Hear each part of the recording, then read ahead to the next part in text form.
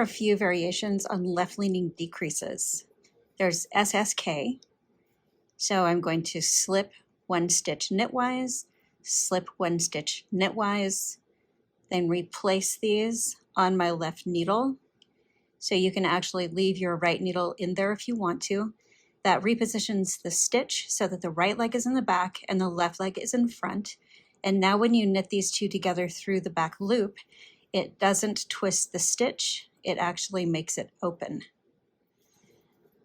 The next one, slip 1 stitch knitwise, knit 1 stitch, and then pass the slip stitch over. Here's another one, slip the top stitch knitwise, knit the 2nd stitch through the back loop, and pass that slip stitch over. Now this one twists the stitch that's laying underneath, but it leaves that top stitch open, so it's not twisted. That's my favorite one. It lays best for me, and I like to abbreviate it by going in the front of the stitch and then in the back loop of that 2nd stitch, and then I'm just going to make the stitch.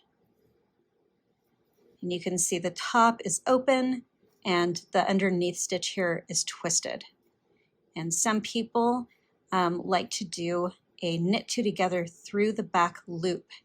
So this without repositioning the 2 stitches, with your right leg in front and your left leg in back for both of these stitches, you're going to knit 2 together through both of those back loops. And you can see this is a twisted stitch. So these do not appear twisted. These first few do not appear twisted. This last one does appear twisted.